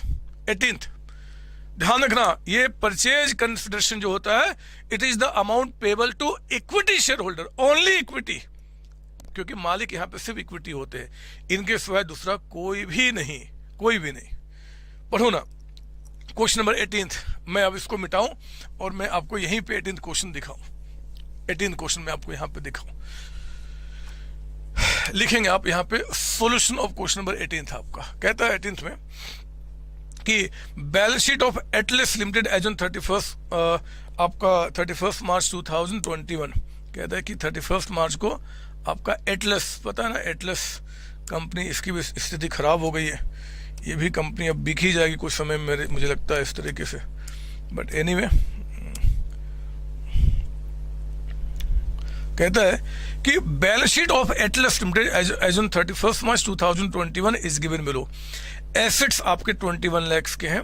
फिर कहता है आपका यहाँ पे आप चेक करेंगे लायबिलिटी साइड में equity share capital. Sir balance sheet आपने ऐसा क्यों दिया? कुछ भी हो जाए, मैं आगे जितने बैलेंस शीट इस चैप्टर में बनाऊंगा नए फॉर्मेट में ही बनाऊंगा। एग्जाम में भी क्वेश्चन आपका किसी तरीके आ सकता है, लेकिन बैलेंस शीट जब भी बनेगा तो एज पर इंड AS 1 ही बनेगा, याद रखना। इक्विटी शेयर कैपिटल कहता है कि एक शेयर 10 रुपए वाले आपका 350 के हैं। प्रेफरेंस शेयर कैपिटल कहता है कि 550 है। जनरल रिजर्व कहता है कि 2 लाख है। लायबिलिटी कहता है कि 10 लाख है। नीचे कहता है business of Atlas limited was absorb by COC limited. COC is the acquirer, इसने एक्वायर किया किसके बिजनेस को? एक्वायरी यानी कि एटलस कंपनी के। कहता है कि COC limited was issued will issue 3 equity shares of 10 each eight 15 पर share for every 2 equity shares held in Atlas limited. मेरे बच्चे एटलस लिमिटेड यानी कि जो आपका एक्वायरी कंपनी है, उसमें अगर 2 इक्विटी शेयर्स है ना, तो ये आपको यहाँ पे कितने शेयर्स देने को तैयार है? 3 शेयर्स देने को तैयार है। देखो ना एटलस में मैं लिख रहा हूं, आप मत लिखना यहाँ पे। एटलस कंपनी जो है एटलस, अगर इसमें 2 शेयर्स हैं तो जो सीओसी है वो आपको 3 शेयर्स देने को तैयार है ना। तो ये जो आपका दो शेयर्स के बदले में 3 शेयर्स देने को तैयार है, इस रेशियो को हम स्टॉक मार्केट में, स्टॉक एक्सचेंज में, या फिर आपका फाइनेंस के अंदर में हम स्वैप रेशियो के नाम से जानते हैं। This is called swap ratio. Swap ratio का मतलब क्या हुआ जी कि ओल्ड कंपनी में कितने शेयर्स के बदले में नई कंपनी में कितने शेयर्स मिलेंगे, this is called swap ratio. Swap ratio आपका जनरली समझो मेरी बात ना, ये स्टॉक मार्केट में, स्टॉक एक्सचेंज में या फाइनेंस के अंदर में सब वर्ड हम यूज करते हैं, तो आपको पता होना जरूरी है। पढ़ेंगे आप यहाँ पे फिर से एक बार। कहता है कि business of Atlas limited was absorb by COC. COC limited will issue 3 equity shares. COC कितने देंगे? 3 शेयर्स देंगे जी, एटलस के 2 के बदले में, ठीक है। और सीओसी का एक शेयर कितने का है? 15 रुपीज का। That is the fair value, यानी कि आज की वैल्यू है। सीओसी फिर कहता है will issue 5 preference shares of 10 each for every preference shares in Atlas limited. बोलता है बताओ पीसी कितना है। मेरे प्यारे बच्चों, मैं सॉल्यूशन कर रहा हूं, लिखिए यहाँ पे computation of purchase consideration, PC. अब यहाँ पे एक बात उठता है कि यार ये जो पीसी मैं निकालू यहाँ पे तो आपका कोई एसेट्स कितने पे गया, लायबिलिटी कितने पे गया, आपको तो बता ही नहीं रहा है। अब मैं क्या करूं? मैंने कहा था 2 तरीका आपको होगा, या तो ये बताएगा जी, या फिर ये पैसा मालिक को कितना कितना कैसे कैसे पे किया गया वही बता देगा, कितना कैश दिया, कितना क्या दिया, वो साफ साफ शब्दों में कह रहा है। तो कंप्यूटेशन ऑफ पीसी ऑफ, क्या नाम है उस कंपनी का? Atlas limited. आइए एटलस को हम लोग कितना पे करेंगे हम उसको निकालते हैं, ठीक है ना। तो यहां पे हम क्या करेंगे, सिंपल सा एक तरीका मैं बता दे रहा हूं, फॉर्मेट आपका छोटा सा 2, फिर आप लिखेंगे यहां पे इन। 2 का मतलब हो गया कि एटलस जो आपकी कंपनी है, यानी कि एक्वायरी है ना, इन यानी कि नई कंपनी का नाम क्या है जी? एक्वायरर कौन है? COC। फिर मैं यहाँ पे क्या करूंगा, कैलकुलेशन कर लूंगा, और कैलकुलेशन करके यहाँ पे अमाउंट पता कर लूंगा, and will get the PC आपका। सर मतलब मैं आपको बता दूं, पहले यहाँ पे लिख देता हूं, 2 रिप्रेजेंट्स यहाँ पे एक्वायरी है ना, जिसको एक्वायर किया गया है। इनका मतलब यहाँ पे कौन है? एक्वायरर है, एक्वायरर जिसने एक्वायर किया। और कैलकुलेशन क्या मैं आपको बता दूं, मुझे बताओ कि एक्वायरी के किसको पेमेंट किया जाएगा? एक्वायरी के किसको पेमेंट किया जाएगा? मालिक को। और इसका मालिक कौन होता है? तो इक्विटी शेयर्स। क्या इसके सिवाय कोई और भी मालिक होता है? नहीं सर। प्रेफरेंस होता है क्या मालिक? नहीं होता। क्या डिवेंचर्स मालिक होते हैं क्या? नहीं होते। सिर्फ इक्विटी। कसम खा लो कि आपका जो एक्वायरी कंपनी है, ओल्ड कंपनी जो बिक गई है, उसके सिर्फ मालिक को, इक्विटी को। नई कंपनी जो भी कुछ पे करेगा, जरा बताओ पढ़कर क्या क्या पे किया जा रहा है? सर पॉइंट 1 के मुताबिक इक्विटी को ना नई कंपनी इक्विटी शेयर्स देने को तैयार है। ऑब्वियस बात है, मैं कुछ भी दे सकता हूं। तो ओल्ड कंपनी की इक्विटी को नई कंपनी में इक्विटी दिया जा रहा है। कितने? आओ चेक कर लेते हैं। जरा बैलेंस शीट देख के बताओ कि बैलेंस शीट में एटलस लिमिटेड में इक्विटी शेयर्स के नंबर कितने हैं? कितने नंबर ऑफ इक्विटी शेयर्स है? तो 3,50,000 का अमाउंट दिख रहा है। एक शेयर आपका 10 रुपए का है, तो नंबर कितना हो गया? 35,000। मेरे बच्चे उस 35,000 को पहले आप यहां लिख दो। ये 35,000 ओल्ड कंपनी की इक्विटी शेयर्स है। तो अगर ओल्ड कंपनी में 35,000 इक्विटी शेयर्स हैं, तो इनको नई कंपनी में कितना शेयर्स मिलेगा? देखो हम कैसे निकालते हैं। ये शेयर्स किसके हैं? ओल्ड कंपनी के। ये शेयर्स किसके बच्चे? ओल्ड कंपनी के। तो अगर ओल्ड कंपनी के शेयर्स है ना, तो बताओ इसमें ओल्ड कंपनी का रेशियो कौन सा है? 2। डिवाइड करो, जिसके बराबर हम उससे डिवाइड करते हैं। ये सिंपल सा मैथमेटिक्स है जो आपने 4th 5वीं क्लास में पढ़ा होगा। और जिस कंपनी में शेयर्स निकालना है कि सीओसी में कितना मिलेगा, तो उसके रेशियो से हम मल्टीप्लाई करते हैं। ये कितने शेयर्स निकल के आ गए चेक करो। आई थिंक 52,500 आना चाहिए, फिर भी चेक कर लेते हैं। 35,000 डिवाइड बाई 2 इंटू 3, यस ये आ गया 52,500 शेयर्स। अरे आप सुनो ना मेरी बात, सुनो ना। ओल्ड कंपनी के इक्विटी शेयर्स को नई कंपनी पेमेंट कैसे कर रहा है? इक्विटी शेयर्स में। नई कंपनी कितने शेयर्स दे रहा है? इतने शेयर्स। अगर ओल्ड कंपनी में 35,000 शेयर्स थे, तो नई कंपनी इतने शेयर्स देने को तैयार है। और जरा बताओ कि नई कंपनी में एक शेयर की वैल्यू कितना बता रहा है? 15 रुपीज। 10 का शेयर था, बट आज उसकी वैल्यू कितना बता रहा है? 15 है ना, फेयर वैल्यू। आज की वैल्यू पे हम इसको देखते हैं। तो जरा बताओ इंटू 15 कितना निकल के आ गया?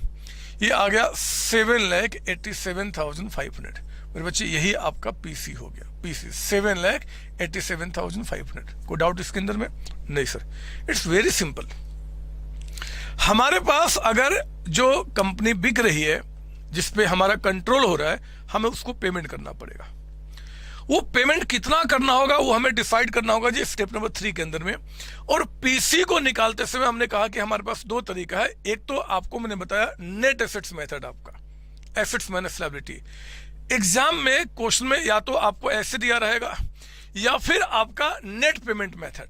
नेट पेमेंट मेथड का मतलब हो गया जी कि कितना कितना पेमेंट किसको किसको कितना किया जाएगा, वो हम इसको पता क्या बोलते हैं, this is called net payment method. ये नेट पे मतलब एग्जाम में ये नाम दे देना तो आप परेशान मत होना कि अरे ये नेट पेमेंट मेथड क्या होता है। सिंपल सी बात है, जितना पेमेंट किया गया मालिक को उसको ऐड कर दो, काम खत्म हो जाएगा। सर आप आगे बढ़ते जा रहे हो, यहाँ पे पॉइंट नंबर 2 भी है जिसमें प्रेफरेंस शेयर्स को नई कंपनी प्रेफरेंस शेयर्स दे रही है। आप ऐसे ऐसे अब सवाल ना करो।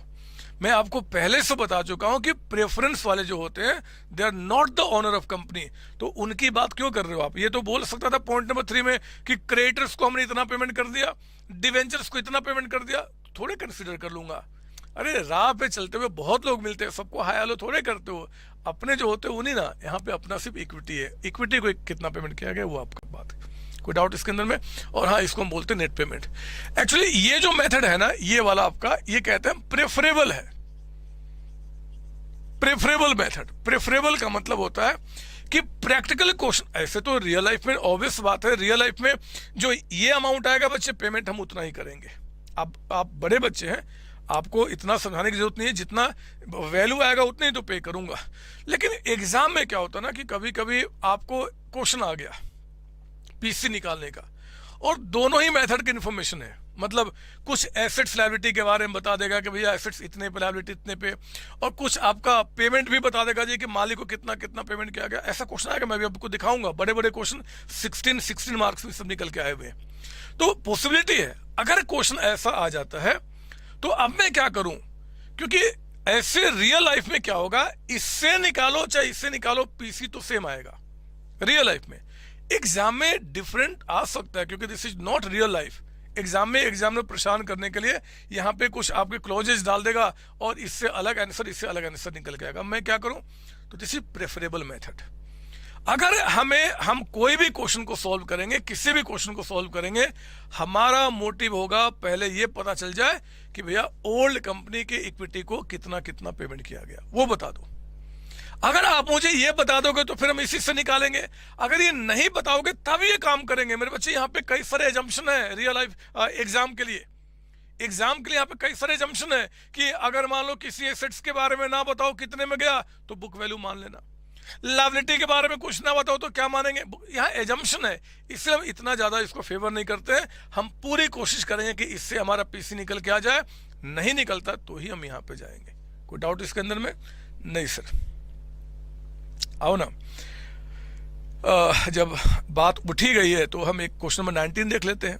19 आपका थोड़ा और मास्टरी हमारी हो जाएगी, हमें थोड़ा और मजा आ जाएगा। सर इसको मिटाए, अभी थोड़े मिटाना है, अभी थोड़े। अरे आप सुनो तो मेरी बात। अच्छा चलो, मैं मिटाता तो नहीं अभी, लेकिन एक चलो थ्योरी कुछ लिखाया था वो थोड़ा मैं और आपको समझा ही दूं। ये देखो आप क्या है नजर, यहाँ मुझे बताओ एटलस कंपनी के मालिक को एक्वायरर मतलब जो सीओसी है वो पेमेंट कर रहा है, क्या दे रहा है? Equity shares.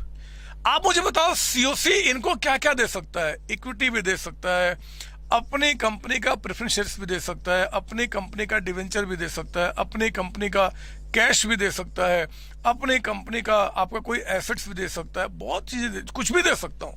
अगर हाँ इनका इक्विटी रहेगा, वो जो एक्वायरी कंपनी है, जो बिक रही है कंपनी, जिसपे हम लोग कंट्रोल कर रहे हैं, जिसको हम परचेज कर रहे हैं, उस कंपनी के सिर्फ मालिक को मैं कुछ भी दे सकता हूं पेमेंट करने के लिए, जो भी हमारे बीच में एग्रीमेंट होगा। और जो भी कुछ देंगे उन सबको यहां पे हम प्लस माइनस करके हम पीसी निकालेंगे। मैंने यहां पे कुछ लिखा था, आपने शायद ध्यान नहीं दिया। इंपॉर्टेंट पॉइंट्स के अंदर में कहा था कि purchase consideration is the amount payable by acquirer entity to the equity share holder of acquiree entity. Acquirer ने जो एक्वायरी को पेमेंट किया उसको हम क्या बोलेंगे? पीसी। अब देखो पीसी का मतलब क्या होगा, cash paid, fair value, this is fair value, face value मत समझ लेना, मैंने क्या लिखा है, एवरी का मतलब फेयर वैल्यू हुआ, fair value of equity shares issued. अब देख लो जो शेयर हमने दिया था इनको, ऐसे एक शेयर 10 रुपए का था, बट आज वैल्यू कितना, फेयर वैल्यू 15, तो 15 के हिसाब से देंगे, है ना बच्चे। तो कैश जो पे किया, fair value of equity shares issued, fair value of debentures या preferences issued, fair value of assets transfer, present value of deferred consideration, ये क्या है, and fair value of contingent consideration, ये क्या है। और थोड़ा सा इसको समझ लेते हैं, ऐसे मैंने बुक में अच्छे अच्छे प्रैक्टिकल क्वेश्चंस बनाए हैं मेरे बच्चे, इनको भी समझाने के लिए। थोड़ी सी क्लास और आगे बढ़ने दो ना, थोड़ा सा और मजा आने दो ना इस इंडेक्स 103 का, ये सारी बातें समझाऊंगा, बस आप थोड़ा सा यहाँ पे पार्ट मुझसे अभी समझ लो, थोड़ा सा समझ लो। जो जब मैंने बात किया है पीसी का, तो ये मैं बता दूं, मुझे विश्वास है यहाँ तक कोई दिक्कत आपको नहीं होगी ये वाले पार्ट में। ये वाले पार्ट तो हम लोग डिस्कस कर रहे हैं, भी बहुत सारे डिस्कशन करेंगे अभी। सर ये क्या है, कहते हैं कि present value of deferred consideration, present value, जैसे पीवी का मतलब प्रेजेंट वैल्यू। देखो कभी कभी होता है कि सीओसी ने मान लो माइक्रोसॉफ्ट को परचेज किया और कहा कि देखो जी मैं आपको अभी के अभी इमीडिएटली मैं आपको 500 करोड़ रुपीज का पेमेंट अभी कर रही हूं। अक्सर ये होता है मेरे बच्चे, अक्सर होता है कि जब मैंने आपको परचेज किया तो मैंने कहा कि देखो जी अभी मैं आपको 500 करोड़ का पेमेंट कर रही हूं, सीओसी ने कहा, और प्लस इसके साथ साथ मैं एंड ऑफ फर्स्ट ईयर, 1 साल के बाद, 2 साल के बाद यहां पे आपको 50 करोड़ और यहां पे 70 करोड़ और, मतलब पार्शियल पेमेंट, अभी इतना दे देते हैं और ये पेमेंट हम 1 या 2 साल के बाद कर देंगे। मेरे प्यारे बच्चों, इसमें बिल्कुल डाउट ना हो कि पेमेंट आज करो, चाहे 1 साल या 2 साल या 5 साल या 20 साल के बाद, वो भी तो परचेज कंसिडरेशन है, वो भी तो आप पे कर रहे हो कंपनी को परचेज करने के बदले में, तो ये भी आपका पार्ट ऑफ पीसी होगा। और बिना किसी डाउट के ये पेमेंट, क्योंकि 1 साल के बाद हो रहा है, ये पेमेंट 2 साल के बाद हो रहा है, तो हम वो अमाउंट यहां पे ऐड नहीं कर सकते। Will take present value of the future payments. ये जो फ्यूचर में जो पेमेंट हो रहा है ना, इसका प्रेजेंट आज की वैल्यू क्या है, हम उस पर इसको रिकॉर्ड करेंगे, क्योंकि पीसी जो डिसाइड हो रहा है वो आज हो रहा है, और ये जो पेमेंट आप आज से 1 साल के बाद, 2 साल के बाद, 10 साल के बाद करोगे, वो वैल्यू और आज की वैल्यू सेव नहीं हो सकता। There is case of inflation, महंगाई बढ़ रहा है, घट रहा है, तो उसकी आज की वैल्यू क्या होगी, हम उसको यहाँ पे निकालेंगे, और फिर जो अमाउंट होगा हम उससे क्या करेंगे, पीसी का अमाउंट करेंगे। वो कैसे निकलता हम आगे अभी चर्चा करेंगे, आपको अच्छे अच्छे क्वेश्चन में प्रैक्टिस कराऊंगा, बट दिमाग क्लियर आपका होना चाहिए। तो यहाँ पे क्या था, अगर आप ध्यान से देखें तो मैंने क्या लिखा था जी, कैश जो पेड हो चुका है, दिस इज पेड, जो हमने पे कर दिया, शेयर्स जो इशू कर दिए हैं, ये इशूड है, ये ट्रांसफर्ड है, दिस इज ट्रांसफर्ड, ये वो है जो फ्यूचर में पेमेंट होगा उसकी आज की वैल्यू। और फेयर वैल्यू, अगर ये पीवी था बच्चे, present value, now fair value of contingent consideration.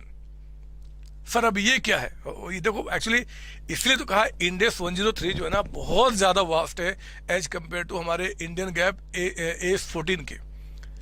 S 14 में इतना डिटेल में हम लोग नहीं सोचते थे, अब इंटरनेशनल लेवल पे हमें सारी बातों को सोचना पड़ रहा है और आपको जेन्युइन बातें लगेगी। ये कहता है फेयर वैल्यू ऑफ आपका कहाँ गया जी, sorry, fair value of contingent consideration. ये क्या है जरा सुनो। सीओसी ने इस कंपनी को परचेज कर दिया और कहा कि देखो जी माइक्रोसॉफ्ट आज आपको 5000 करोड़ रुपीज का हम आपको पेमेंट करते हैं। सीओसी ने कहा कि आपको 5000 करोड़ का हम पेमेंट करते हैं। तो हमने कहा कि ठीक है, दिस इज आवर पीसी, लेकिन एक कंडीशन डाला गया। माइक्रोसॉफ्ट कहता है कि देखो जी अगर मान लो अगले नेक्स्ट 3 इयर्स में अगर आपका मतलब यहां जो कस्टमर बेस है, अगर मान लो 2 टाइम्स हो जाता है, कस्टमर बेस आपका डबल हो जाता है, या फिर इससे जो प्रॉफिट कमा रहे हो वो प्रॉफिट इतने से बढ़ जाता है, या फिर आपका एफिशिएंसी जो है ना वो इतने से बढ़ जाता है, कुछ भी रीजन हो, कोई भी क्लॉज हो कि या तो आपका कस्टमर बेस बढ़ जाता है, प्रॉफिट बढ़ जाता है, आपको इतना फायदा होता है, कुछ भी अगर ऐसा होता है कुछ भी, तो उस केस में आपको इनको और मान लो 70 करोड़ का पेमेंट करना पड़ेगा, 70 CR। ऐसा क्लोज डाल दिया गया कि ठीक है जी, अगर आप क्या करोगे कि अगर कस्टमर बेस बढ़ जाएगा तो उस केस में आप 70 करोड़ रुपीज आप हमें और पे कर दोगे। तो बच्चे ये जो आपको कहा जा रहा, this is called contingent consideration. जरा सोचो, आप मेरी बात सुनना कि ये जो आपको 70 करोड़ देने की बात उठ रही है कि हम 70 करोड़ रुपीज और आपको दे देंगे अगर कस्टमर बेस इतने से बढ़ जाता है तो ये जो अमाउंट होगा ना, ये भी पीसी का पार्ट बनेगा। हमारा इंड एस 103 कहता है कि ये अमाउंट भी आपको पीसी का पार्ट बना, जो इसकी फेयर वैल्यू होगी आपको यहाँ पे कंसिडर करना पड़ेगा। पता है इसके पीछे लॉजिक क्या डाला गया है, आप जरा सुनना। मान लो एक कंपनी जो है, एक कंपनी वो दावा नहीं करती कि हाँ जी मेरे मतलब कंपनी से आपको इतना प्रॉफिट होगा, ऐसा कोई दावा नहीं करती, तो उसको जो मैं अमाउंट पे करूंगा, ऐसे मैं दिखाता हूं। मान लो यहां पे आपका एक्स लिमिटेड ने दो कंपनी एक्वायर किया, एक ए और दूसरा बी। ए ने कहा कि भैया आज जो कीमत है बस ठीक है, आज कीमत लगा लो, काम खत्म हो जाएगा, जो कस्टमर बेस है वो आपको दिख रहा है, आगे की मेरी कोई जिम्मेदारी नहीं है। एक आदमी कहता है कि ठीक है जी, आप मेरी कीमत लगा लो आज, ठीक है, लेकिन मुझे विश्वास है कि कंपनी आपको बहुत अच्छा बेनिफिट देगी, कस्टमर बेस देगी, आपको एफिशिएंसी प्रोवाइड करेगी, और हाँ अगर एफिशिएंसी इतने से बढ़ जाएगी तो फिर हमको एक्स्ट्रा इतना पेमेंट करना पड़ेगा। मतलब यहां पे इस कंपनी में कम विश्वास दिख रहा है और इस कंपनी में ज्यादा विश्वास दिख रहा है। मुझे बताओ कि दोनों का पेमेंट सेम होना चाहिए क्या? क्या दोनों को पेमेंट आप सेम करोगे क्या? नहीं सर, यहां पे आप देखो तो ये बहुत ज्यादा ऑप्टिमिस्टिक है, बिना किसी डाउट के कि यहां पे पीसी ज्यादा होगा। मेरे बच्चे इसलिए इंड एस 103 कहता है कि कोई कंटिंजेंट कंसिडरेशन है, फ्यूचर में अगर कुछ ऐसा एग्रीमेंट है और उससे कुछ लगता है कि भैया आपको कुछ और एक्स्ट्रा पेमेंट करना पड़ सकता है, इवन तो अभी नहीं पे किया है बट पेमेंट करना पड़ सकता है, तो उसकी जो फेयर वैल्यू आज होगी वो भी यहाँ पे ऐड किया जाएगा। इस पे भी अभी ज्यादा दिमाग मत लगाना, मैंने इसके क्वेश्चन अलग से आपके लिए बुक में तैयार किया, अभी समझ लो। इसके बाद एक दो पॉइंट्स और हैं जो पीसी के पार्ट बनते हैं, बट थ्योरी के लिए, प्रैक्टिकल चीज के लिए उसकी कोई इंपॉर्टेंस नहीं। जब हम उसकी थ्योरी पूरा पढ़ेंगे इंड एस 103 का, वहां पे बहुत डिटेल में आपको समझाऊंगा। लेकिन मेरे बच्चे यहाँ पे आप मोटा मोटे समझ लो, PC is what? It is the amount payable by the acquirer to the equity share holders of acquiree. It may be paid in cash, equity, preference, debentures, anything, और कुछ भी आपका चाहे प्रेजेंट, पास्ट में, फ्यूचर में payment करना जी, वो सब यहाँ पे आपका पीसी का पार्ट बनेगा। सर मैं यहाँ पे कॉपी कर लूँ? अभी कॉपी नहीं करना, क्योंकि अभी मुझे और बहुत सारी चीजें समझानी है। आप इतनी तेज में, मतलब इतने जल्दबाजी में क्यों पड़ गए कि कॉपी कर लो, कॉपी कर लो? अभी कुछ समझाया नहीं।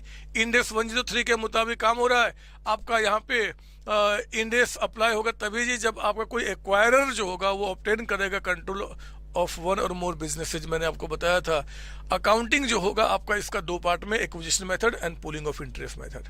पूलिंग ऑफ इंटरेस्ट मेथड जब आपका कॉमन कंट्रोल होगा, जिसका डिस्कशन अलग से करेंगे। अभी हम एक्विजिशन मेथड की बात कर रहे थे। एक्विजिशन में हमें क्या करना होगा जी, क्या रिक्वायर हमें? तो कहते हैं पहले एक्वायरर को पता करो, मतलब जो कंट्रोल यहाँ पे लिया। एक्वायरर कैसे पता किया जाएगा? As per definition given in guidance notes of Ind AS 110। अगर इंड एस 110 से हमें नहीं पता चल रहा तो फिर क्या करेंगे, उसकी चर्चा भी करनी बाकी है। अभी हम प्रैक्टिकल अप्रोच को यहाँ पर समझने की कोशिश कर रहे हैं, आपको चिंता नहीं करना। फिर एक्विजिशन डेट को हम पता करेंगे जी। डेट का मतलब the date on which entity obtains control over the business of acquiree. और जनरली कब मानते हैं? जब उनके बोर्ड पे, बोर्ड डायरेक्टर्स जो होते हैं, बोर्ड ऑफ डायरेक्टर्स, उन पे हमारा कंट्रोल आ जाता है, ठीक है ना। कैलकुलेट पीसी पे हम लोग आ रहे थे। पीसी पे मैंने बताया कि पीसी निकालने के हमें दो मेथड दिखे जी। मेथड कहीं लिखा नहीं है बट मैंने नाम दे दिया net assets, net payment. Net assets में एसेट्स माइनस लायबिलिटी, और यहाँ पे एसेट्स लायबिलिटी कौन से वैल्यू पे लेना है? तो फेयर वैल्यू पे। ये सब फेयर वैल्यू पे आ रहे हैं। सर कैश के साथ फेयर वैल्यू क्यों नहीं लिखा? बदमाश हो आप। अरे कैश का फेयर वैल्यू और बुक वैल्यू में वो तो सेम ही होगा। आज मेरे पॉकेट में 10 रुपए है तो उसकी वैल्यू 10 रुपये ही होगी, तो वहां क्या लिखना? कुछ बात करो ना जो लॉजिकल लगे। आप बड़े बच्चे, इतने बड़े बच्चे, हाँ ऐसी से बात करोगे गंदा लगता है। और फिर मैंने आपको बताया जी कि अगर एग्जाम में क्वेश्चंस आ गया कि भैया आप पीसी निकालो और दोनों का इन्फॉर्मेशन अगर आपके पास अवेलेबल है तो हम क्या करेंगे, पेमेंट को प्रेफर करेंगे। मतलब मालिक को कितना पेमेंट किया गया, जो भी कुछ पे किया गया उसको ऐड कर देना है। इन्हीं बातों पे चर्चा करने के लिए अब हमारा अगला क्वेश्चन आपका यहाँ पे आ रहा है 19th क्वेश्चन। 19th मिटाऊंगा अब इसको। यहाँ पे अब आपको जज करना पड़ेगा कि पीसी जो हमारा होगा वो किस मेथड से निकल के आएगा, है ना, किस तरीके से एक्चुअली। तो आओ ना सॉल्यूशन कर रहे हैं क्वेश्चन नंबर 19th का। पढ़ेंगे आप। कहता है 19th में balance sheet of Ram limited as on 31 March कहता है कि पीपीई 1 लाख है, करंट एसेट्स कहता है कि आपका 90,000 है। यहाँ शेयर कैपिटल ना बताए तो हमेशा क्या मानेंगे, इक्विटी, है ना बच्चे। ऐसी कोई कंपनी नहीं जिसमें इक्विटी शेयर्स ना हो, दे आर ओनर। बिना ओनर की कोई कंपनी थोड़ी होती है। प्रेफरेंस शेयर्स तो लायबिलिटी है, हो भी सकता नहीं भी हो सकता है। तो आपका शेयर कैपिटल आपको कहता है कि 80,000 शेयर्स है। करंट लायबिलिटी और फिर रिजर्व सरप्लस कहता है कि Ram limited was taken over bye A limited. ये जो राम है ना, ये एक्वायरी है, इस पे कंट्रोल जो ऑब्टेन कर रहा, मतलब एक्वायरर वो कौन है जी, ए लिमिटेड। ठीक है, कहता है कि PP should be taken over at 90,000। OPP की वैल्यू बता रहा है जी। करंट एसेट्स करंट लायबिलिटी कहता है कि टेक ओवर किया जाएगा 110 and 90, मतलब जैसे जो fair value of current assets current liability. फिर कहता है 3 equity shares of A limited would be issued for every 2 shares held in Ram limited at the rate of 12 each। बोलता है पीसी निकालो। मेरे प्यारे बच्चों ध्यान समझना, यहाँ पे बात हम प्रैक्टिकल क्वेश्चन को कर रहे हैं क्योंकि एग्जाम के लिए बहुत इंपॉर्टेंट है। अगर इस क्वेश्चन को ध्यान से देखो ना तो पीसी में दोनों तरीके से निकाल सकता हूं। मेरे पास नेट एसेट्स मेथड से भी आपका पीपीई, आपके करंट एसेट्स करंट लायबिलिटी कितने पे जाएंगे उनके बारे में बता रहा है। और देखो तो इस क्वेश्चन में पॉइंट नंबर 3 के मुताबिक जो कंपनी के इक्विटी शेयर होल्डर्स है उनको कितना पेमेंट किया जा रहा है वो भी बता रहा है। तो मैं क्या करूं, पहले तो मैं अभी जो आपको मैंने बताया था उसको नोट लिखा दूं। पहले मैं 19 के पहले नोट लिखिए आप यहाँ पे एग्जाम के लिए, नोट फॉर एग्जाम क्या लिखेंगे आप यहाँ पे, ऐसे मैंने लिख दिया था, प्रेफरेबल फिर भी लिखिए आप यहाँ पे। If PC can be calculated by both methods, comma, it is preferable to calculate PC by net payment method। अगर एग्जाम में क्वेश्चन के अंदर में दोनों ही मेथड से हम पीसी निकाल सकते हैं तो हमारा प्रेफरेबल क्या होगा जी, नेट पेमेंट मेथड। आपका मतलब ये प्रेफरेबल को कर लो अंडरलाइन और नेट पेमेंट कर लीजिए अंडरलाइन, मतलब मालिक को कितना कितना पेमेंट किया गया हम उसको ऐड कर दे तो भी हमारा पीसी निकल सकता है, निकल जाएगा। तो मैं यहाँ पे कुछ एक्चुअली प्रूफ करना चाहता हूँ। सॉल्यूशन लिखिए आप यहाँ पे, सॉल्यूशन अब यहाँ पे 19 का कंप्यूटेशन ऑफ पीसी, है ना, ऑफ क्या नाम है कंपनी का जी जो बिक रही है, एक्वायरी कौन है, राम लिमिटेड। चलो चेक करते हैं राम कितने में बिकेगी। तो मेरे बच्चे यहाँ पे हमने क्या बोला जी, टू मतलब राम मतलब एक्वायरी, इसके इक्विटी शेयर को सिर्फ मालिक को, इन यानी कि नई कंपनी यानी कि ए लिमिटेड, एक्वायरर क्या क्या दे रहा है हम उसका करेंगे यहाँ पे कैलकुलेशन और फिर अमाउंट। ये कोई फॉर्मेट ऐसा नहीं कि इंडेक्स में लिखा हुआ है, मैंने खुद बनाया आपके लिए ताकि आप तरीके से समझ जाए यहाँ पे क्या मतलब निकल के आता है। तो 2 यानी कि राम की इक्विटी को इन यानी कि उसमें, जरा सुनो ना मेरी बात ध्यान से पढ़ो। पॉइंट नंबर आप यहाँ पे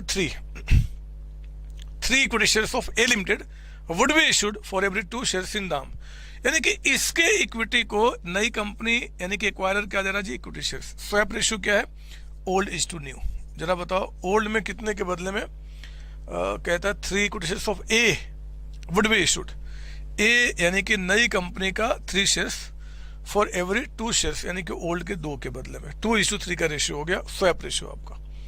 सर पहले हमेशा ओल्ड का नाम आएगा, कोई ऐसा कंपल्सन नहीं है, बट जनरली आपका जब स्टॉक मार्केट में बात करते हो स्वैप रेशियो का तो ओल्ड इज टू न्यू ही बोला जाता है, इसलिए आप इसी तरीके से बोले कोई दिक्कत नहीं होगा।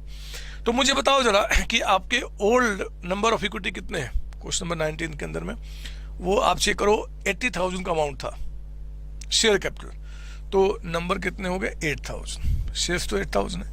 ओल्ड के शेयर्स तो ओल्ड का रेशियो 2 से डिवाइड, नई कंपनी के शेयर्स यानी कि 3 से मल्टीप्लाइड आ गया 12,000 शेयर्स। ओहो अच्छा, यानी कि अगर इसमें 8,000 शेयर्स थे तो नई कंपनी अपने कंपनी के 12,000 शेयर्स आपको देने को तैयार है और एक शेयर की वैल्यू कहता है 12 रुपीज, टोटल कम्स टू 1,44,000। ये हमारा क्या निकल के आ गया, पीसी बन गया आपका, खत्म हो गया। और तो कुछ दिया नहीं गया जी, सिर्फ ये दिया गया इक्विटी को इक्विटी। काश कुछ और भी देने की बात करता, देखते हैं अभी यहाँ दिया नहीं है, तो ये आपका पीसी निकल के आ गया। कोई डाउट नहीं सर, ठीक है। तो इक्विटी को इक्विटी और पीसी निकल के आ गया। अब मैं आपको बताना चाहता हूं इस क्वेश्चन में 3 पॉइंट थे, पहला, दूसरा, तीसरा। फर्स्ट एंड सेकंड पॉइंट आपके लिए इरेलीवेंट है, क्योंकि पीसी हमने जो प्रेफरेबल मेथड है हमने उससे निकाल दिया। ये ना होता तो फिर हम क्या करते जी, नेट एसेट्स पे जाते। अब मैं कुछ प्रूफ करना चाहता हूं मेरे बच्चे। आंसर हो चुका है, आंसर आपका हो चुका है। एक बार देखता हूं कि इसी क्वेश्चन के अंदर में अगर मैं नेट एसेट्स मेथड से पीसी निकालता तो क्या सेम आंसर आएगा? रियल लाइफ में सेम आना चाहिए, रियल लाइफ में। बट यहां सेम आएगा कि नहीं आएगा हमें कंफर्म नहीं है मेरे बच्चे, अलग भी आ सकता है। पढ़ता हूं, देखो ना, पीपी जो बैलेंस शीट में 1 लाख है, पॉइंट नंबर आपका 1 में कहता है कि इसकी वैल्यू 90,000। तो एसेट्स में पीपी का वैल्यू कितना हो गया? 90,000। जो करंट एसेट्स बैलेंस शीट में 90,000 है, चेक कीजिए पॉइंट नंबर 2 में इसकी वैल्यू 110% यानी कि 10% ज्यादा, यानी कि 99,000। तो assets eight fair value minus liability. Liability में क्या दिख रहा है? करंट लायबिलिटी 40,000 का है और वो कहता है कि टेक ओवर किया गया है 90% पे, मतलब 36,000।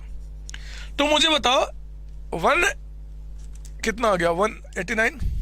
189 ऊपर का 2 और माइनस आपका 36,000, ये आ गया आपका 153, 1,53,000 रुपए। देखो दोनों से अलग आंसर निकल के आ रहा है, we are getting different answer आपका। इसलिए कहा मैंने कि एग्जाम है ना, रियल लाइफ तो है नहीं, तो पॉसिबिलिटी है कि एग्जामिनर आपको परेशान करने के लिए आपको ऐसे काम कर दे। इसलिए मेरे बच्चे, it is preferable to calculate NP by net payment method. Once you don't know the amount of exchange ratio, कि क्या रेशियो में आपका exchange, that is swap ratio, then only go for the net assets method. और question itself specifies कि भैया आपको PC net asset से निकालना है, तब वो काम करेगा। अभी क्वेश्चन आएगा, हम देखेंगे इसके बारे में। तो ये मैंने आपको बातें समझा दी, कोई डाउट इसके अंदर में? नहीं सर। तो ये 18th और ये आपका 19th question clear? Yes sir. हो, आपको अब इसमें ज्यादा बताने कुछ है नहीं। एक बात और, अभी एग्जाम में क्वेश्चंस कई बार आते रहते हैं, वो मैं अब लेके चलूं, मैं इसको मिटाऊंगा। अब देखो ना, यहाँ पे कितनी सारी बातें हमारी हो चुकी हैं। मैं अब एक्चुअली इसको मिटाना चाहता हूँ, तो पहले मैं इसको खत्म कर लूँ कि पॉइंट 1 क्लियर, पॉइंट 2 मैंने क्लियर कर दिया, पॉइंट 3 में 2 मेथड जी, कॉमन कंट्रोल बाद में देखेंगे, अभी हम एक्विजिशन मेथड का डिस्कशन कर रहे हैं। Identifying the acquirer, this is the steps in acquisition method. फिर आपका determine the acquisition rate, PC निकाल दिया ना। पीसी निकालने के बाद आपका सर ये 4, 5, चलो छोड़ो, फिर अभी मिटाऊंगा, फिर काम खराब हो जाएगा। मुझे इसी को मिटाने दो। ये लो, मैंने इसको मिटा दिया, मैं इसको मिटा देता हूं और मैं आपको यहीं पे दिखाता हूं अब आगे मैं क्या बोलना चाहता हूं। ये लीजिए,